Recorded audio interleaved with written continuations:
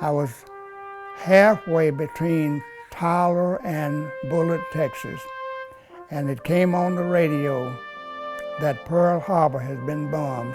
I said then that I would have to go. What else could you do? You couldn't plan anything because you knew you were going to war. If you was a young boy, 18, 19 years old, you're definitely going to go to the war. Listen, 20-year-old guys, they don't worry about no war. They can do anything.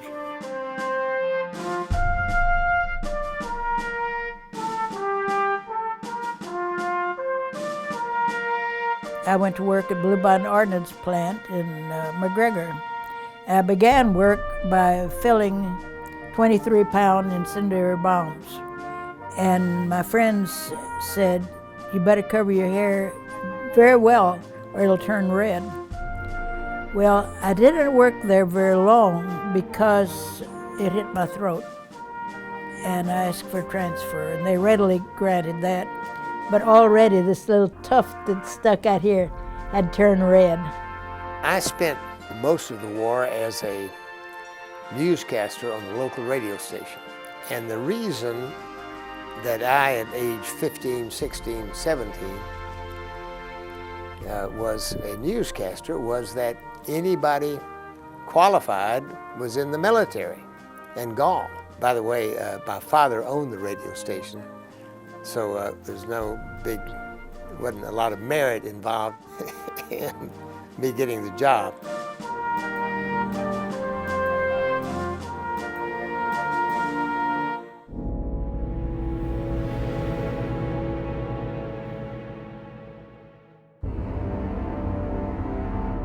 I didn't trust the adults. I thought they were lying to me. I thought we were in fact going to have a bombing, that they were coming, and it was very scary. All the lights were out in town. You couldn't turn any light on, and then you'd hear that bomber coming over. You know, of course, our bomber, and then the spotlight hitting it. I can remember the movies, you know, that we saw. What would happen after, and I went and hid underneath the bed. They had to pull me out. I remember hearing on the radio that they had landed in Normandy. And I crawled up and down the roads gathering beans and crying and praying.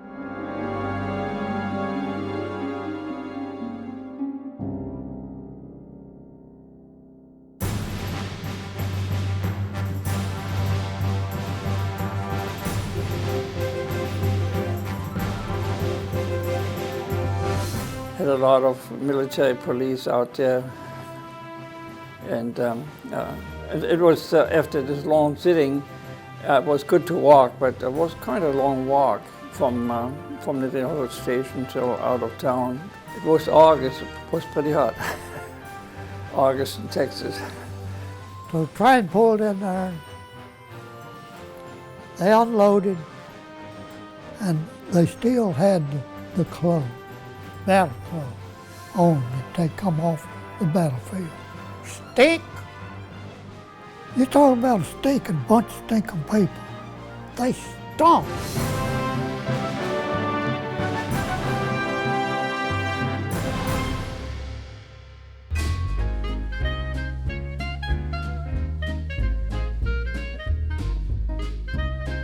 I happened to be selected as one of 6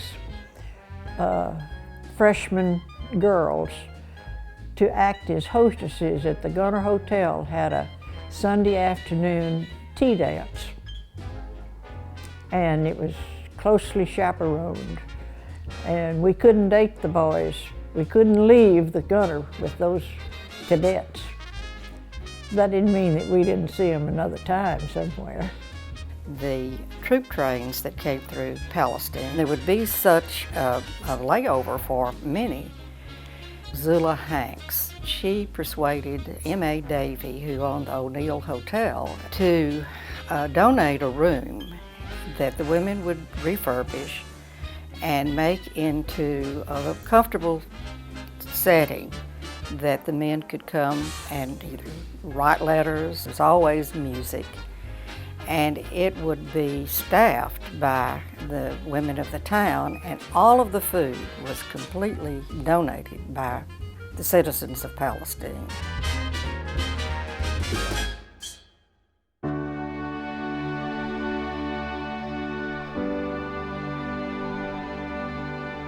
There wasn't a lot of prejudice, let's put it that way, because whatever we felt against each other, the first thing is you put them in their place.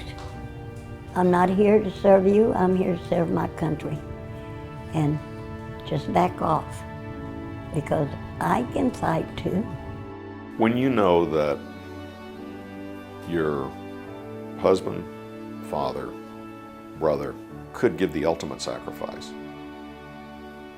and were being called upon to do that, and it was happening every day, the whole sense of the community was, the least I can do is fill in the blank. It was, I have to do something for everyone else who's doing all of this.